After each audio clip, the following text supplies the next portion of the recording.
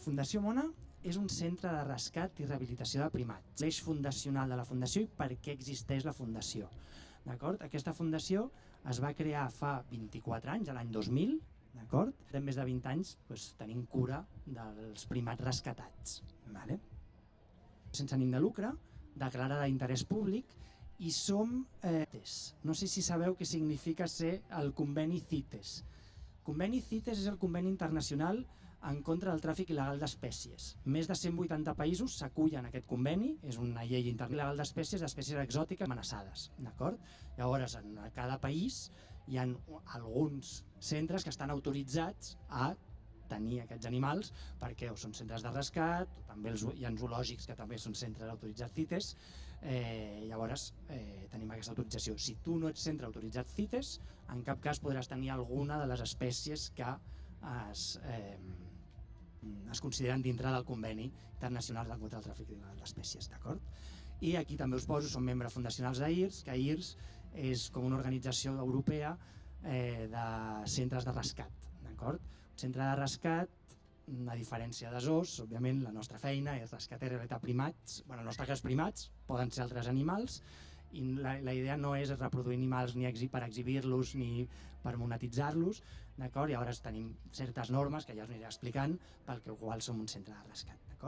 Llavors, ara, abans de començar la xerrada i explicar-vos bé quina feina fem, us ensenyaré un vídeo que és un vídeo antic, molt antic, té més de 20 anys, perquè ensenya com va ser el primer rescat i us ensenya una mica com neix la Fundació i per què neix la Fundació. I aquí entendreu una miqueta quina és la necessitat de rescatar, en aquest cas nosaltres primats, ximpanzés, però altres santuaris, altres centres de rescat rescataran altres animals, però el concepte és veure per què hi ha aquesta necessitat i ara ho veureu. No sé si des d'aquí veieu bé la pantalla, on esteu, sí? D'acord, doncs si pots posar el vídeo, sisplau. I aquí sí que vull que li posis una mica de so.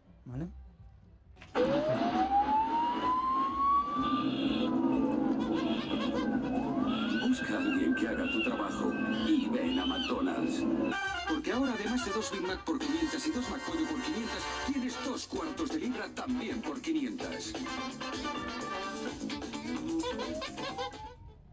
D'acord, doncs aquí heu vist. Pots parar-lo un moment? Posa pausa un moment, que explico una cosa. No, tira, només para'l. Sí. Només posa't, quan posis pausa, allà al mig. Simplement, ara us explico. Aquí heu vist un anunci, d'acord? D'on venen aquests animals que nosaltres rescatem? Aquests ximpanzés i macacs, en el nostre cas, que nosaltres rescatem. Venen del món del circ, del món de l'espectacle, del món del mascotisme, persones que es creuen que és una bona idea tenir un ximpanzé de mascota, o això, com heu vist, del món de l'espectacle, del món dels anuncis de les pel·lícules, de les sèries de televisió. Aquí hi ha gent més jove, que això potser no ho veieu en les sèries actuals o en els programes reals on no es veu programes, però en els anys 80 i 90 era molt típic que els animals actuessin en programes de televisió, en sèries, en anuncis com aquest de McDonald's. Llavors, molts dels animals que tenim rescatats, i ara veureu on vivien aquests animals, eren animals que es dedicaven a fer anuncis, com el que heu dit de McDonald's, d'Estrella Damm, de La Caixa, sortien a programes de televisió com Cròniques Marcianes, no sé si us en recordeu aquest programa, és a dir, tot això. I tu quan els veus aquí penses, no està bé utilitzar-ho, però estan aquí. La realitat és que hem de veure com viuen aquests animals, d'acord? Llavors ara és que ara t'ho ensenyo. Perdoneu que us ensenyo un segon. Sí, no, però no puc fer-ho tot ara.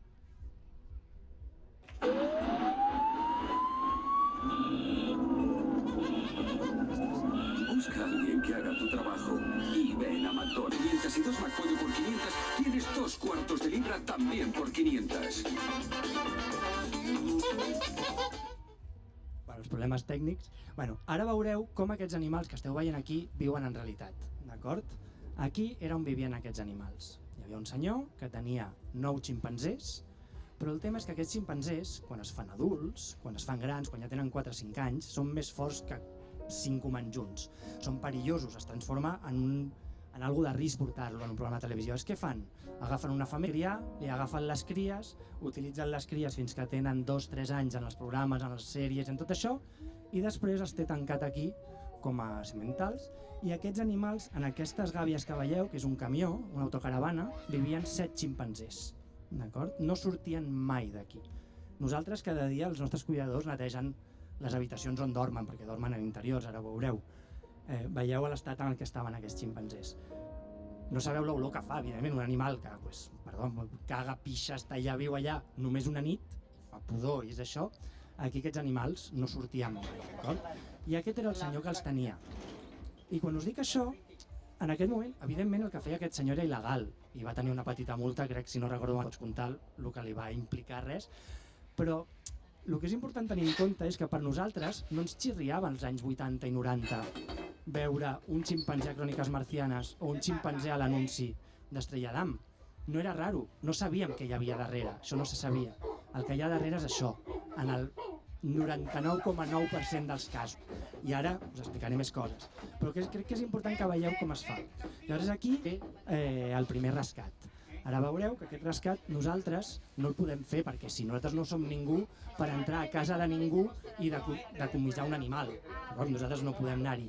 Llavors això es fa amb el SEPRONA, que és la divisió de la Guàrdia Civil que es dedica en contra del tràfic il·legal d'espècies i qui treballa per al conveni abans, el conveni internacional, doncs és qui treballa. D'acord? Doncs en aquest cas nosaltres vam fer un rescat de 7 ximpanzés i al cap d'uns mesos en vam anar a buscar 2 altres. Qui vam anar a buscar? La femella i la cria, que en aquest moment no es podia rescatar perquè ell les estava utilitzant a altres llocs. Aquest senyor, en realitat, el que en aquest moment va acceptar, se'l va obligar a acceptar, però no va posar problemes perquè ell considerava, i li deia a l'Olga Feliu, que és la fundadora, no? Le decía, no, yo te cedo estos 7 chimpancés, pero tú me ayudas a conseguir tocites y poder tener otros. ¿Vale? Era una mica... Ella es pensava que no era conscient que feia alguna cosa malament, d'acord? Realment. L'Olga li diu, sí, al cap de 6 mesos vam tornar i vam agafar els 2 altres, d'acord? No, la idea era aquesta. No, a vegades enfrontar-te directament està bé, però a vegades normalment segueixes més coses. Vale? Llavors aquí nosaltres, quan vam decidir rescatar aquests ximpanzés, el centre no existia. Això és la construcció del centre. Vam començar a fer fa 24 anys, ara ja som una entitat més o menys gran, després veureu tot el que fem, a part d'això, que és important que us expliqui, però vam començar amb una mà davant i una mà darrere, com la majoria d'aquests projectes comencen. Estem a Riudellots de la Selva, al costat de l'aeroport, anàvem a les nits quan arribaven tots els turistes amb els avions low cost a l'aeroport amb una guardiola demanant diners perquè posessin per poder construir això, aquest centre. Llavors, quan vam aconseguir construir totes les habitacions interiors, vam anar amb el SEPRONA, com veieu aquí, a portar-nos aquests ximpanzés als interiors i de mentre anàvem construint el recinte exterior, que va ser una entitat que s'ha vist per aquí, que es diu WISPA, que ens ho va finançar i ens va finançar el poder fer tot. I tot això comença així. I per què comença així? Aquí jo ho vaig parlant a sobre de les imatges, aneu mirant les imatges, sé que són una mica sensibles en algun cas. Per què va començar així? L'Olga Feliu i l'Amparo Barba són les 2 fundadores de la fundació. L'Olga és veterinària i a l'inici era veterinària d'animals, com qualsevol veterinari d'animals de companyia, amb una clínica veterinària. I va conèixer un senyor que es deia Simon Templer. Simon Templer era un anglès que vivia aquí i que treballava amb la Jane Goodall sovint, no sé si sabeu què és la Jane Goodall, aquesta primatòloga, després us en parlaré, i estava afincat aquí a Catalunya i ell rescatava aquests animals. Per què als anys 80 era tan important fer aquesta feina aquí a Espanya? Perquè Espanya era la via d'entrada de tot el tràfic il·legal d'espècies que venia d'Àfrica cap a Europa, cap a Occident, d'acord? Llavors aquest home necessitava un dia una veterinària, va conèixer l'Olga, que ella no en sabia res de ximpanzés, es va ficar en aquest projecte, un dia la va convidar a anar a Londres a conèixer la Jane Goodall i quan va tornar aquí l'Olga va dir jo vull fer això, vull crear un centre, vull seguir treballant el que ha fet aquest home durant tots aquests anys i per això es va crear aquesta fundació, d'acord? Llavors aquí esteu veient el trasllat d'aquests ximpanzés a la fundació, aquí veieu que la casa ja està mig construïda, no sé si algú de vosaltres heu vingut, que ara hi ha més gent a la fundació alguna vegada, i aquí el que farem és posar-los en les habitacions interiors. Si pots posar una mica el so, que ara sí que m'interessa que escoltin. Puja.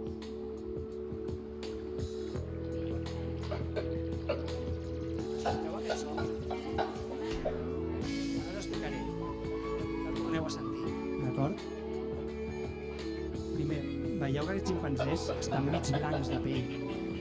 Un ximpanzé és negre. Això és perquè estaven tancats a un camió i no els tocava el sol durant anys, d'acord? Aquest so que esteu sentint, que fa Aquest és el so real de felicitat d'un ximpanzé. Quan un ximpanzé, que tota la vida que hem sentit nosaltres a les pel·lícules, el d'això, el que sentíem a l'anúncia, no aquest soroll, això és un soroll és un crit d'alerta, és un crit de por, és plorar per ells, no és un crit d'alegria, però clar, nosaltres només ho sentim a les pel·lícules, a les televisions, això és el que ens pensem que és el so d'un ximpanzé, d'acord?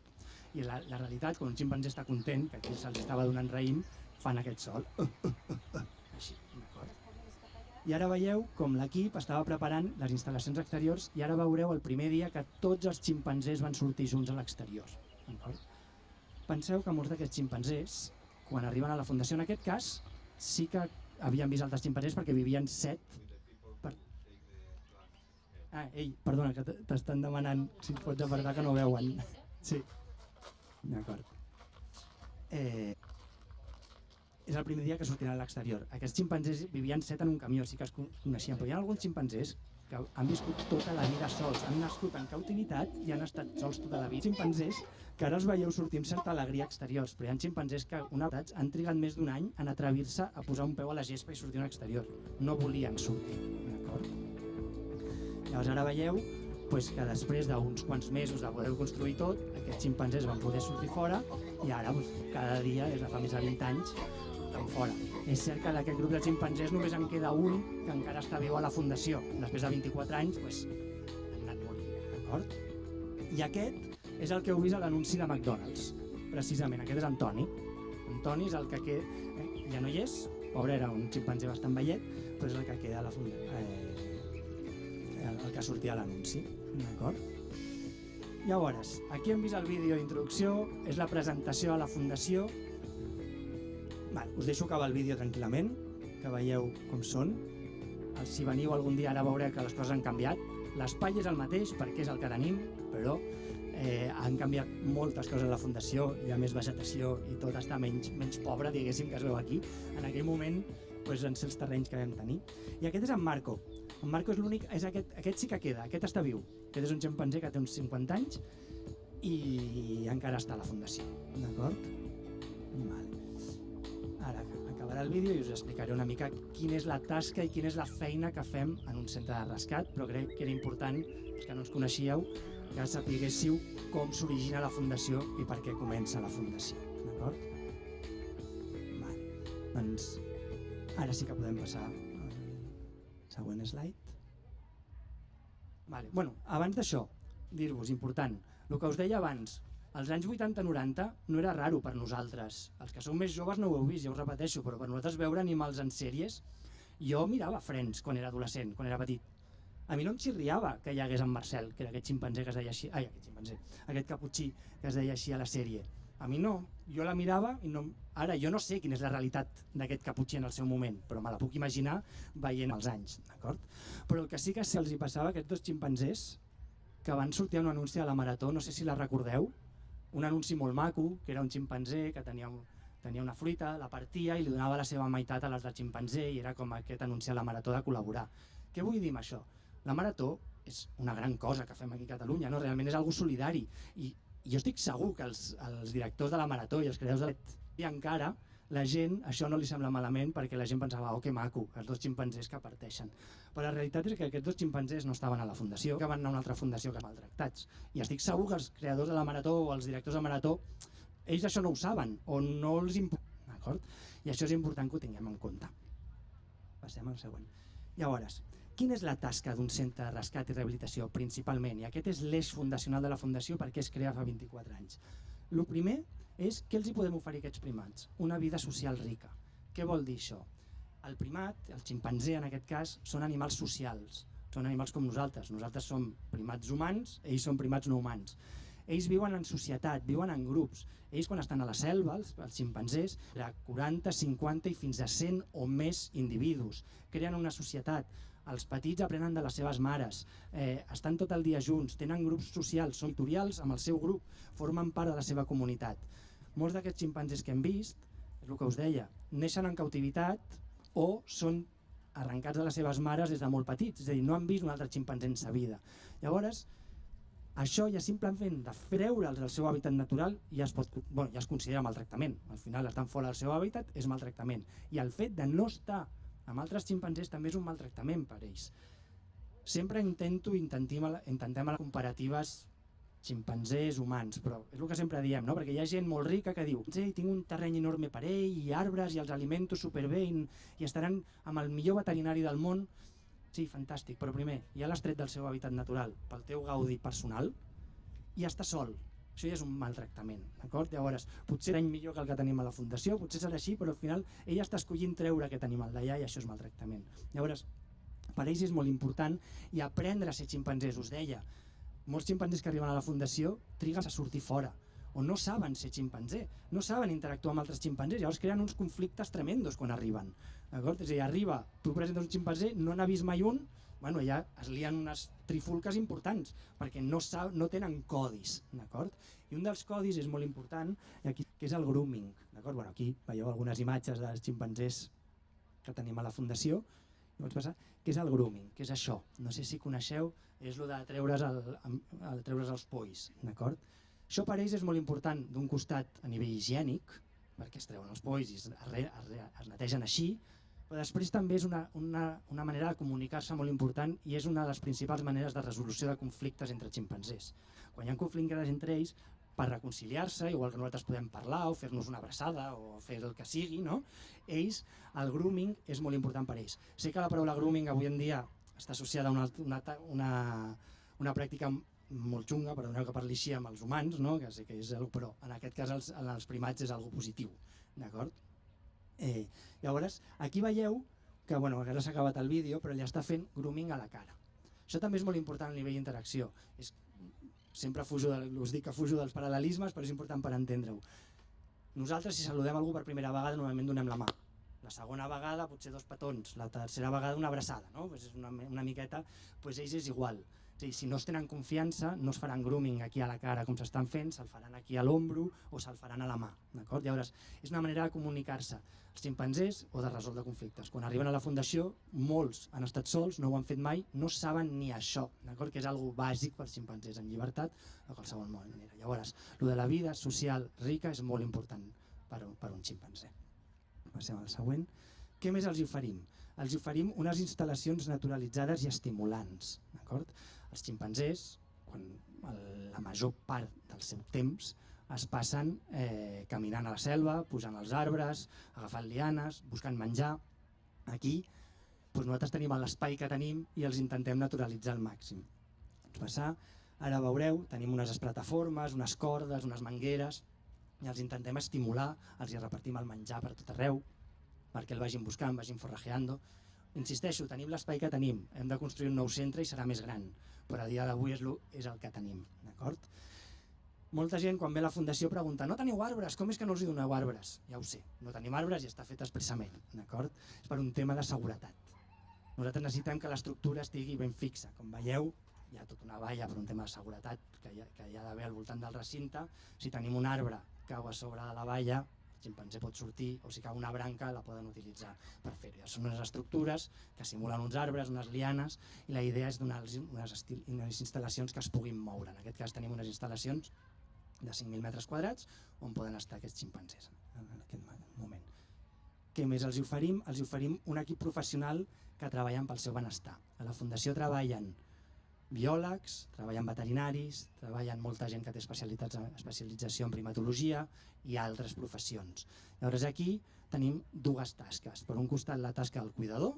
El cuidador és qui té més interacció amb el primat, l'únic que nosaltres intentem deshumanitzar-los al màxim. Llavors la interacció és mínima, és simplement per un tema veterinari i de cures, no fem cap altra interacció, i els que no són cuidadors, com és el meu cas, que jo dirigeixo la fundació, però jo no soc cuidador, jo no tinc cap mena d'interacció amb cap primat. A mi els primats coneixen de vista perquè em veuen per allà, però jo no vaig mai als passadissos, ni a les habitacions, ni res. La idea és intentar estar fora i que ells tinguin la seva vida entre ells el màxim possible, que els cuidadors i el veterinari, evidentment, necessiten estar.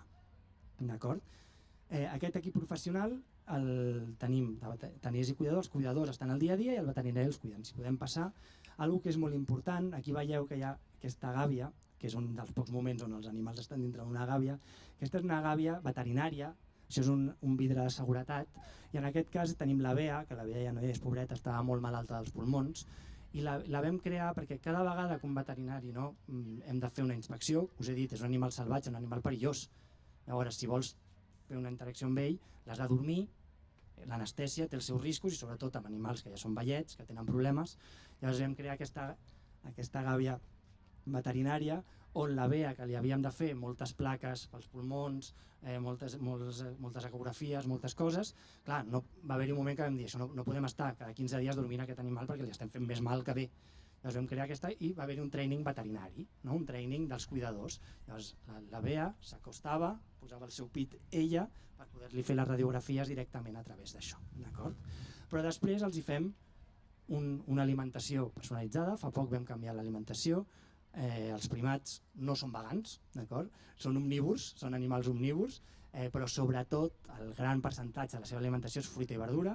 En aquest cas nosaltres sempre els donem això, els donem alguna vegada algun tipus de proteïna animal, ho sento, sí que estem a la Vegan Fest, però és la realitat perquè ells en realitat mengen així, mengen alguns insectes, mengen alguns petits rosegadors, no amb nosaltres, dic en la llibertat, nosaltres no els donem rosegadors ni res d'això, evidentment. També mengen alguns altres primats més petits que es troben, que els maten i després se'ls mengen, però això és menys. Llavors fem una dieta molt específica, en aquest cas la vam canviar fa 2 anys, amb un estudi amb una nutricionista holandesa especialitzada, que vam substituir molt la fruita i vam passar a molta més verdura. Al principi no estaven gaire contents aquests primats, però ara amb estudis amb macrobiota que els hem fet i els estudis a la seva femta, i ara estan molt contents i realment hem fet bé fent aquest canvi perquè realment és el que necessitaven. Òbviament va haver-hi debat a la Fundació de si ho havíem de fer, perquè us he dit, aquests animals estan a la Fundació perquè no hi ha més remei, no poden tornar a la selva, moririen a l'acte seguit, primer, perquè no saben ser ximpanzés. Segon, us he dit, són animals territorials, si tu deixes anar un ximpanzé en un territori on hi ha altres grups de ximpanzés, aquests altres grups de ximpanzés el matarien directament, d'acord? I tercer, molt sovint no, en la majoria de vegades no sabem d'on venen. No és el mateix un ximpanzé del Gabon que un ximpanzé de Ruanda, que un ximpanzé d'un altre lloc, hi ha 3 tipus d'espècies diferents i no podem. Llavors, nosaltres som un parche a una problemàtica i sabem que no estan tot el bé que haurien d'estar, estan el millor que els hi podem oferir nosaltres i això ho sabem, d'acord? Molta gent a vegades ve i diu és que no els veiem tan bé. No, és que sabem que no estan bé. O sigui, nosaltres som un parche i jo sempre dic, sé que sona molt marketingiano, però nosaltres treballem i creixem per un dia desaparèixer. A diferència d'una empresa que treballa i creix per subsistir i fer-se cada vegada més gran, l'ideal sé que és utòpic, potser, esperem que no, però nosaltres esperem que un dia deixem de ser necessaris i deixem de rescatar ximpanzés. I macacos en aquest cas i altres tipus de primats. D'acord? Llavors, aquest és important. I l'última tasca que fa Rescat i Rehabilitació de Primats com a tal seria, podem passar al següent slide, seria una cura de per vida. Aquest ximpanzé quan arriba, com us he dit, no el podem tornar a la selva perquè no sabria com viure i moriria directament. Llavors nosaltres els donem una vida, la millor vida possible fins que es morin, ens comprometem. Penseu que un ximpanzé en cautivitat pot viure fins a 60 anys. En llibertat solen viure entre 35 i 45 i en cautivitat solen viure entre 50 i 60. Per què? Perquè tenen una alimentació perfecta per ells, tenen unes cures veterinàries que si estan malalts ve el veterinari, llavors tenen més esperança de vida i tenen menys amenaces externes. És molt car mantenir un ximpanzé, menja molt, cures veterinàries, cuidadors, és molt car. Llavors nosaltres quan ens comprometem 60 anys. Aquí veieu en Bongo va arribar el 2001 sent un bebè, tenia menys d'1 any, i se li havia de donar biberó, la llet amb biberó.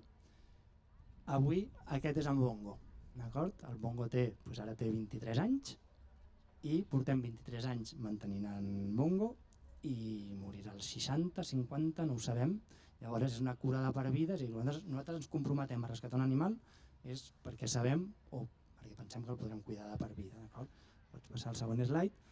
Aquest és en Bongo, que aquí està menjant, no sé, alguna fruita o alguna verdura, no sé què està menjant, però aquest és en Bongo avui, d'acord? Vale, doncs fins aquí, no sé com ho fem, si fem preguntes entremig o al final, com ho feu? Al final? D'acord. Vale, doncs podem passar. Vale. La següent pregunta seria si el problema s'ha resolt o el problema persisteix. Doncs malauradament persisteix. Òbviament es trafica menys amb animals més grans perquè hi ha més control, es trafica amb ximpanzés o amb goril·les o amb orangutans, més difícil, però amb primats petitons com els titís o els caputxins segueix passant i bastant. Nosaltres no estem especialitzats en aquesta espècie, no rescatem aquests. En el nou centre que construirem sí que la idea és poder ampliar, ara mateix no podem. I per què existeix? Això, el tràfic il·legal d'espècies, animals salvatges que segueix considerant gent que es pensa que és bona idea tenir-ho com a mascotes. Ara s'està treballant amb la llista positiva en lloc de la negativa, no? Sabeu això com funcionava, que teníem abans una llista dels animals que no es podien tenir, però clar, pot ser infinita i si algú s'oblida un animal diu aquest no hi és, aquest el puc tenir.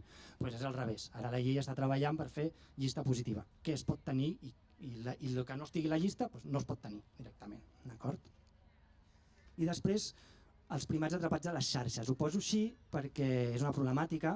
Abans us deia que la problemàtica dels primats o els animals als programes de televisió, a les sèries, això ha passat a millor vida, per sort, ara hi ha la tecnologia, però ara a xarxes socials es veu i molt. I ara us ho poso així en cursetes perquè nosaltres tenim un programa, ara us explicaré tot l'altre que fem educació ambiental i pels nens, sobretot pels adolescents que comencen a treballar amb xarxes, tenim una tasca, unes classes que es diuen els primats atrapats a les xarxes i els expliquem la problemàtica que representa les xarxes socials en contra del tràfic il·legal d'espècies. Ara us ensenyaré un vídeo una mica delicat, que és l'Àfrica. L'Àfrica és una ximpanzé que avui està a la fundació i l'Àfrica va ser mascota. L'Àfrica és de les poques ximpanzés que va néixer en llibertat, però va ser treta de la seva mare, molt bebè, si no recorda res, i va arribar a Canàries, d'acord? I quan una persona que no sap cuidar un ximpanzé té molts problemes. Primer, perquè, com us he dit, quan té 3-4 anys es torna molt fort, és un animal molt, molt fort i perillós, i després que té una alimentació i uns tractes que són difícils de mantenir. Llavors aquí a ell el tractaven com si fos un bebè i li donaven qualsevol menjar. I mireu, va tenir un problema atòpic i com estava aquesta ximpanzé abans que anéssim a rescatar-la. Podem passar, no fa falta que veiem, simplement ara ja hem vist el més fort, passem al següent. Aquesta és l'Àfrica avui, d'acord? Llavors, us explico el cas també d'aquest senyor. Aquest senyor era un estibador del port i aquest senyor, l'Àfrica va arribar en un vaixell, en contraband, i els traficants, sabent que els anaven a pillar, van abandonar el vaixell i van marxar. I aquest estibador del port, com qui es troba un gatet al carrer abandonat i diu me l'emporto a casa, i va veure una cria de ximpanzé i amb bona fe, desconeixement, perdó, la paraula garolisme, no sé quina és la paraula, se l'emporta. Al principi la cuida com un bebè, li dona pizza, li dona Coca-Cola, la tracta, li posa penyals, viu a casa seva, i al principi és molt divertit, però després li va passar el que li va passar, que heu vist la seva pell. Després d'un bon tracte veterinari i d'un bon tracte alimentari, l'Àfrica s'ha recuperat, segueix tenint algunes capes, però s'ha recuperat. Faig un parèntesi important que no us he dit abans. Estem parlant molt de l'aspecte físic. Aquests animals els hem de rehabilitar físicament i psicològicament. En realitat, físicament és el més fàcil que podem fer. Físicament, amb bona alimentació i un bon veterinari, doncs almenys que tingui alguna cosa molt greu, un ser viu es recupera, en aquest cas. I en el cas de l'Àfrica, que heu vist com estava i com està. Psicològicament estan molt tocats. Han viscut tancats en gàbies, sense veure altres ximpanzés, maltractats, amb estrès constant. Us he dit que els ximpanzés, la Bea tenia un problema pulmonar, és un dels principals problemes que tenen els ximpanzés, la part pulmonar, la part respiratòria, i un altre dels principals problemes que tenen els ximpanzés mèdics en cautivitat és problemes cardíacs. El motiu no el sabem ben bé per què, però estadísticament una de les principals causes de mort de ximpanzés en cautivitat són temes cardíacs. La teoria principal, el que està més acceptat, és que aquests ximpanzés viuen en pics d'estrès durant tants anys tan alts que van massa ràpid a nivell d'arrítmies i llavors en un moment d'estrès qualsevol, com pot ser una baralla, que pot ser normal entre ximpanzés, hi ha moments que com han estat tan alts durant tants anys, el seu cor no aguanta. Llavors és un dels principals problemes que a vegades poden passar. Podem passar. Que us deia, de les xarxes socials. Gent que aquí té un ximpanzé bebè i una família normal, m'imagino, no sé qui són, no? I els comentaris també, que cosa tan bonita, ostres, vaya xulada, molta gent que no entén la problemàtica d'aquest ximpanzé. Aquesta gent, jo no sé de quan és, ni sé d'on són, però ara és bebè. Segurament d'aquí al cap de 3 anys aquest ximpanzé ja no està amb ells perquè no el podrien, segur que no el podrien cuidar, no sé d'on és, d'acord? O en aquest cas és un altre cas diferent, són orangutans, i en aquest cas era un home, es diu Santiago Gams, que és com un influencer, que suposadament li agraden molt els animals, però li agrada molt als animals tot el que és animals en cautivitat i en tema, no?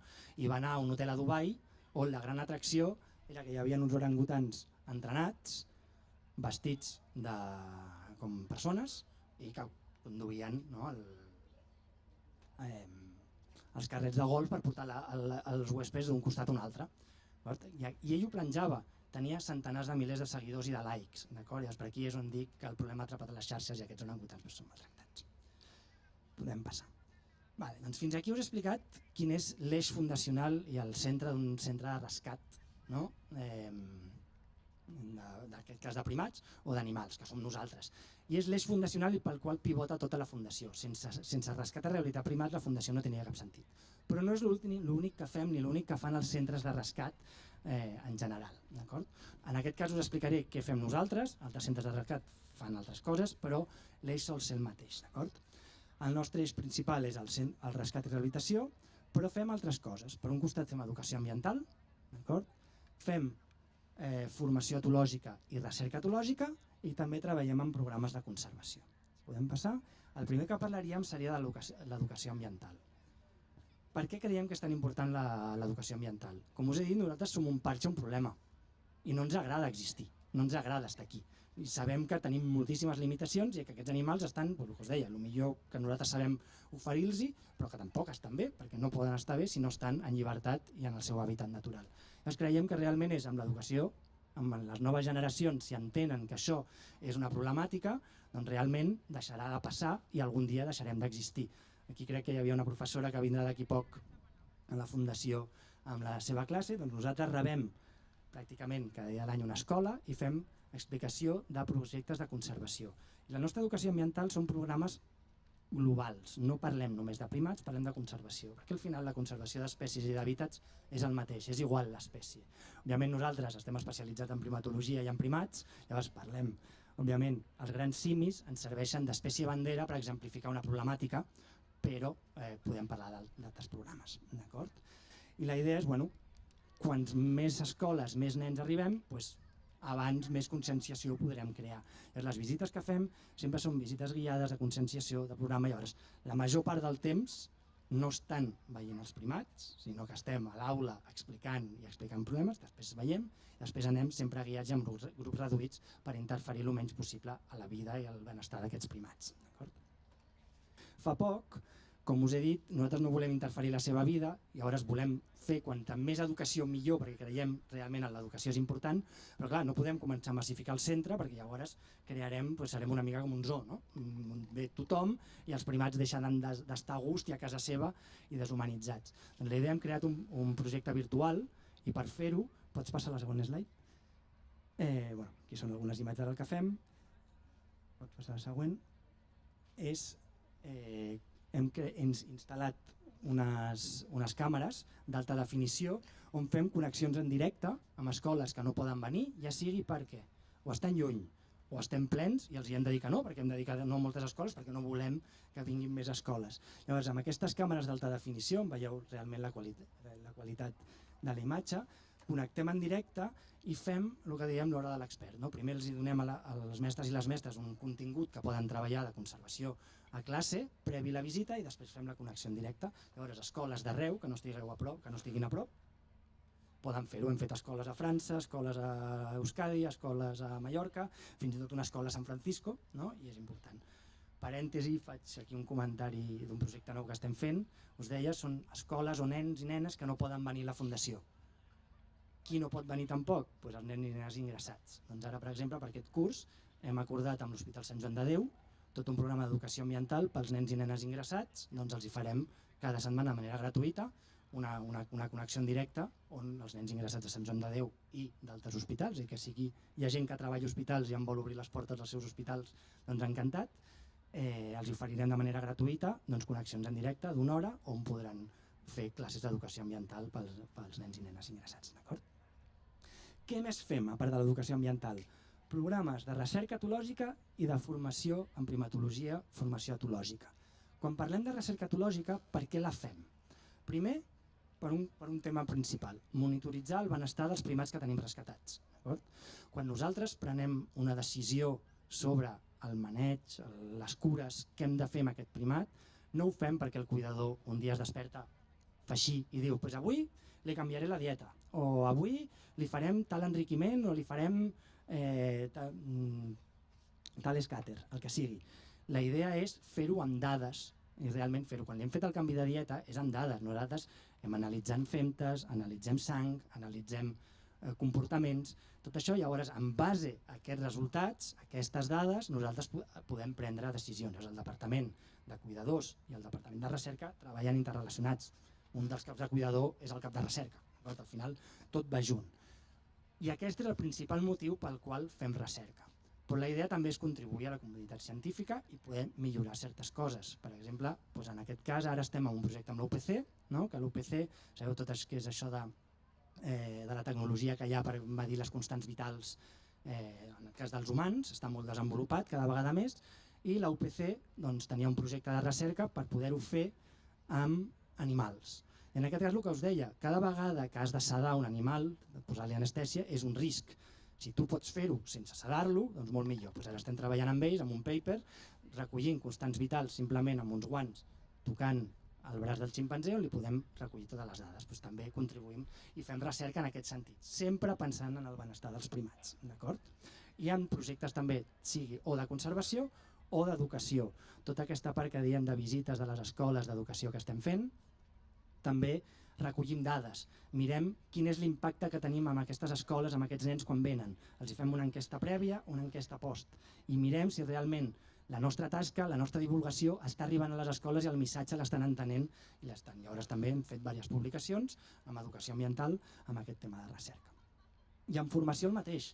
La idea és formar, diem que formem els primatòlegs del futur i formem de moltes maneres diferents. D'un costat, d'una part més universitària, tenim un màster en primatologia amb la Universitat de Girona, des de fa més de 10 anys, i ara s'està creant un màster en benestar animal i veterinària de primats amb la Complutense de Madrid, que també som impulsors i l'estem creant. I llavors després també fem una part més professionalitzadora. Creiem que realment també, quan treballem amb animals, sobretot en centre de rescat, la part universitària està molt bé i tenir tota la teoria de universitat està molt bé, però treballar sobre el terreny també és important. Hi ha molta gent, molt estudiós, molta gent del món universitari, que en sap moltíssim en cognició, en temes diversos de primatologia, però alguns d'ells no han trepitjat una selva on no han vist un ximpanzé en directe en sa vida, pràcticament. Llavors creiem que aquesta part professionalitzadora és per una altra tasca, però també és important i també ho fem. Ho pots passar. Llavors aquí us deia dels diferents programes de formació. I per què fem recerca? No sé, aquí faig un parèntesi també a la presentació. No sé si coneixeu aquestes tres dones. El món de la primatologia és principalment un món merament femení, impulsat i ha crescut gràcies a les dones. I en aquest cas, en aquestes tres dones que són l'exemple principal, que són la Jane Goodall, aquí a la Fundació, que ens ha vingut a visitar diverses vegades, la Diane Fossey o la Virute Galdicas. Diane Fossey estudiant els primats, no sé si coneixeu la pel·lícula Gorilas en la niebla, està inspirat a la seva vida, i la Virute Galdicas amb els orangutans. Aquestes tres dones van canviar la manera d'estudiar els primats perquè van ser les primeres que van estudiar els primats en llibertat i observant com estaven en llibertat. Històricament abans dels anys 60, s'agafava els animals, ens els portàvem a Occident, aquí als zoos, a universitats, a centres de recerca i els observàvem dintre d'una gàbia. Aquestes tres dones van anar a la selva i van viure allà i són de les principals persones que han fet recerca. I, per exemple, la Jane Goodall és la primera que va documentar que els ximpanzés utilitzaven eines. Realment. No és la primera que ho va veure, però com ella tenia darrere National Geographic i tot això, és una dona molt important, va ser la primera que es va saber que estava. Els ximpanzés utilitzen eines, utilitzen pals per agafar tèrmits, per menjar. Llavors ella té una frase molt divertida en una de les seves xerrades que diu que quan ho va veure i es va enterar, ràpidament li va enviar el Louis Leakey, que era l'antropòleg que dirigia les tesis doctorals d'aquestes 3 dones, i li va dir: acabo de veure que els ximpanzés utilitzen eines. I el Louis Leakey li va contestar: bueno, doncs fins llavors només es considerava que els homes, els humans, érem els únics que podíem utilitzar eines. I li va dir: tenim 3 opcions. O acceptar que els ximpanzés també utilitzen eines, o redefinir què significa una eina, o assumir que el ximpanzé és un humà. Llavors va ser el primer moment on realment es va acceptar aquesta part. Podem passar més. I aquí el que us deia de l'ús d'eines. Veieu? Nosaltres, aquests ximpanzés, doncs estan aquí, potser aquí us tapo una mica, aquests ximpanzés estan allà tot el dia, tenim un espai gran, però viuen allà tota la vida, doncs a vegades s'avorreixen. Llavors els intentem donar enriquiments i els intentem donar temes de cognició i enriquiments que els hi puguin millorar la vida. Això és un puzzle que es va crear amb un traquilat, que té unes estanteries, i la idea és simular el que seria el termiter. També tenim uns termiters on poden posar, i ens hi posem tèrmic, posem compota de fruita que simula per poder utilitzar les eines, i en aquest cas veieu que en unes ranures i ells han d'anar movent, tenen uns fruits secs a dins, han d'anar fer caient i fins que aconsegueixen treure'ls del puzzle fins a baix, d'acord? Perquè puguin també fer tota la part d'enriquiment. Podem passar al segon slide. D'acord? Passem, això ja us he explicat moltes coses. I aquí us vull parlar del Monatic, que és l'últim projecte de formació que us deia, que és un projecte important per nosaltres, perquè en aquest projecte el que estem fent és, a part de formar joves en conservació, estem creant una xarxa de conservació a nivell internacional, amb altres centres i sobretot centres d'on són originaris els primats, és a dir, de l'Àfrica, de Llatinoamèrica i d'Indonèsia. Per què? Perquè la idea és crear una xarxa de centres, de professionals i de joves estudiants que puguin crear tota aquesta part. Llavors, ja que estic aquí i m'han donat l'oportunitat, faré una mica de publicitat, us posaré el vídeo de publicitat d'aquesta formació. Vaig passar el següent, i pujar el volum, clica a sobre, ara. ¿Cuántas veces has soñado con proteger y conservar a los primates? Te dirán que es imposible, que no tienes el poder de cambiar las cosas. ¿Cómo vas a hacerlo? Monatic, la formación profesionalizadora para lograr tu objetivo. Rescate, cuidado y rehabilitación de primates. Educación ambiental. Investigación en primatología. Conservación y lucha contra el tráfico ilegal. Trabaja por tu sueño. Fórmate con Mona y logra el trabajo de tus sueños.